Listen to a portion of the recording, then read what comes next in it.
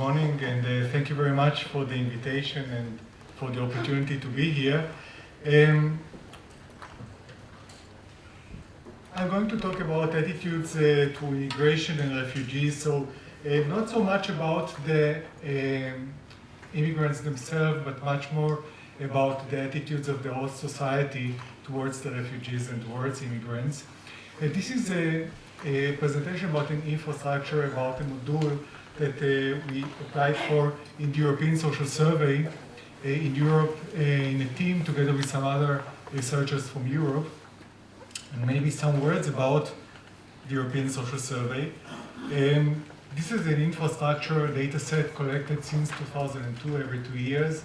It provides a very unique and very rich data set about many types of variables. It has been done always face-to-face. Now it's moving more and more towards online data collection. So there are core topics, some core topics like crime, democracy, human values, media use, nationalism, social exclusion, and so on. But there are also a unique part which is a rotating module, and this is open for applications. So people are invited to apply with a set of questions, and if they get this module, they are invited to prepare a set of questions to be included. So, for example, in the round one that was in 2002, one can see it was about citizenship and immigration. Then there were about work, family and well-being, healthcare, and economic morality, and so on. So there are very diverse topics. As one can see in round 7, the topic of immigration, we applied for it, and it was more general about attitudes towards immigration. And now we applied again because of the emerging topic of refugees in Europe. And this is going to be fielded for the round 12 in 2025. So why attitudes towards immigration, or how are they reflected in the European Social Survey? First, we know that there are already modules on attitudes to immigration.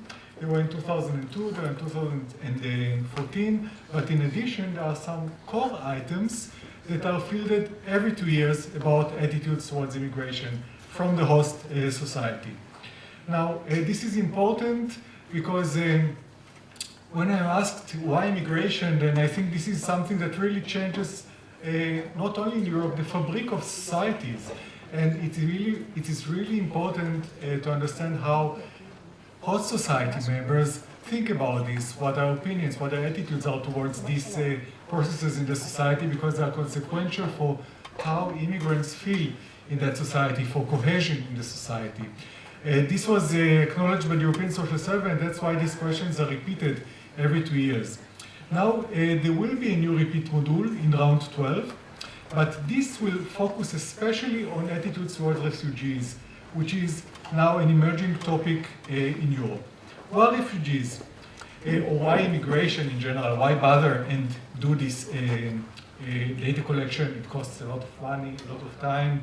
So first, immigration items have been among the mostly used items in the European Social Survey. The European Social Survey is a major data source in Europe for sociological studies, and the specific questions on immigration, when we look at studies, citing them in different journals, peer-reviewed journals, they are really the most cited ones. There are hundreds of studies using these items. So they are very promising in order to understand better European societies.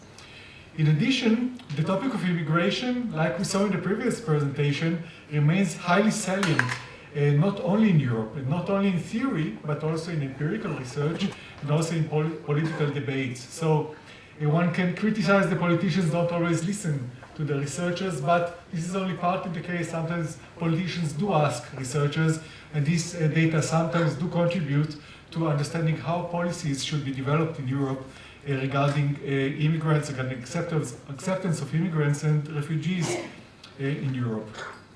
Now, there are different forces that are taking place at the moment in Europe. First, there are these large flows of Syrian refugees that we saw also in the previous presentation. There are also ongoing attempts from Africa to cross the Mediterranean into Europe. And the current Ukrainian crisis, which also puts a lot of waves of refugees into Europe. We saw before that Germany is the second receiving country in Europe. These are about 1 million Ukrainians coming to Germany just within 1 year, added to 1 million within 1 year from Syria and Middle East, plus ongoing waves from Middle East, plus ongoing waves from Africa. So we're talking about big numbers that are really changing European societies. In addition, there's large free movement within the EU. This is also immigration, but within the EU. Then there's a growing demand for migrant labor. Europe, just like many other societies, is suffering from aging populations, decline of populations, and there's a need for new people. And furthermore, there are demographic pressures in the Middle East, pushing these push factors that push people into Europe. One of them, which is probably going to become more and more relevant, is climate change, that may push people towards countries with more convenient climates, where water problems are not so existent as in more southern countries. So, what happened to the attitudes regarding all these processes? At the beginning, this is a picture from Germany. It went really viral in all the newspapers. This is Chancellor of Germany, Angela Merkel, at that time, and she posed in selfies together with refugees coming from Syria. So at the beginning, there was an overwhelming positive attitudes towards refugees. This is an example in Germany, but it was not only in Germany. Also, the people were really very helping. People came and contributed their own stuff, clothes, things that they brought for the refugees. But this changed quite quickly, and there were more and more pressures in Europe to stop this because it's becoming too much. Angela Merkel used to say, we can do it, but more and more people started saying, no, we can't. It's starting to be really too much. We don't want it anymore. And this has resulted and reflected in increasing strength of right-wing parties. When we look now at the political map in Europe, we see that there's polarization around the immigration and asylum topics. There's a rise of populist radical right, rise of nationalism. We see this in Germany, Netherlands, France, Italy, Portugal, but these are just some examples. This is really happening now in Europe in many countries. And let's look at some numbers, the divisions within and also across European countries, how these numbers look like before going into the module and what you would like to collect. So first, one of the variables that is really consequential to attitudes towards immigration is education. We know from many studies that the more highly educated people are more positive towards immigration, are more open to new ideas, to changes of culture. It's argued that it could be maybe also social desirability, that people who are more educated also know to give the right answer in questionnaires. But nevertheless, this has been one of the major variables explaining attitudes to refugees. But we see that in Western European countries, people are much more divided around the education variable compared to Eastern European countries, where people are more unified. High or low education people have more similar attitudes towards immigration in general. So they are less polarized there in this regard. Now, when we look at two aspects, one is the economic and one is the symbolic.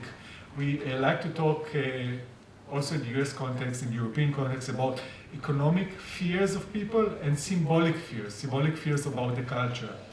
And we see that in Western Europe, the economic attitudes became more positive. In other words, the fears reduced when we look over time in the data of the European Social Survey.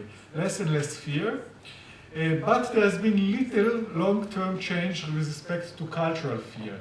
So the cultural fear remained more or less the same. People are similarly afraid that their culture is going to change due to immigration. This is in West Europe, but this looks a little bit different in Eastern European countries, where the cultural negative attitudes have not changed very much over time. So there is a divide, there are differences, so we don't only talk about individual level changes, but also on changes that are different across countries in Europe. We see that the cultural, for example, aspects, now the positive is the yellow, and this is the third one, it's becoming much smaller, so the cultural fears have increased in Eastern European countries.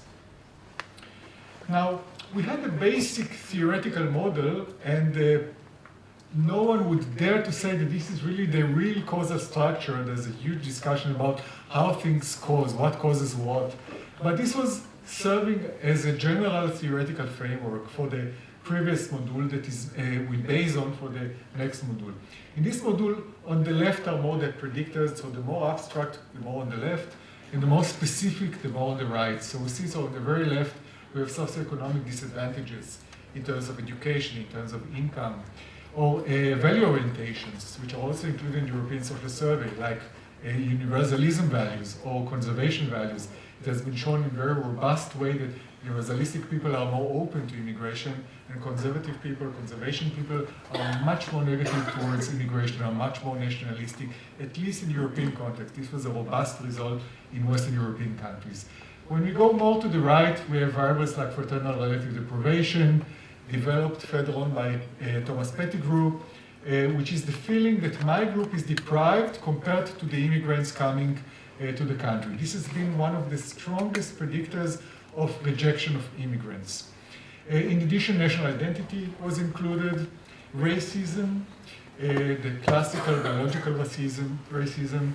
Then a little bit more to the right, the terms that I've just mentioned about symbolic threat to our culture, threat to the ways of life that we're used to, or economic threat of losing my job or having lower salary because of the competition of the new immigrants that they bring with, and intergroup contact, which is, on the other hand, is going to expected to have a positive effect. The more contact I have, the more positive I'm expected to be in favor of immigration in general. Then we have more on the right social distance, like to what extent I would be okay with having my boss as an immigrant, or a neighbor, or a relative, or a subjective group size. This is also a strong predictor, and this is astonishing sometimes to ask people, how many people do you think there are in your country who are immigrants? And the numbers are sometimes 3 times, 4 times, 10 times. So the lower the number of immigrants, the higher the gap to what people think is the situation. That's why we believe also that the subjective perception of how the situation is in the country is so important in order to explain how people feel, the sentiments of people towards immigration. On the very right, we have the opposition to immigration, and this is not only general to immigration, but there are different questions with scale, like attitudes towards allowing people of a different race or a different ethnic group, or Jews, or Muslims, or Sinti and Roma, and so on. So different types of groups in order to see the variation in these attitudes. Now, the new module in 2025 will build on the previous 2 modules, but with a particular focus on refugees. What will be the new components? So the red ones are the new ones. For example, humanitarianism. We believe that it will have a positive consequence to attitudes to immigration. Authoritarianism. Nationalism, so nationalistic attitudes, this is the bad guy of national identity, like the negative, like I'm not critical at all towards my country. Then on the right we have also specific attitudes towards refugees, and we're going to have also the rejection of deservingness, what people perceive as a valid criteria to accept people as a refugee in the country.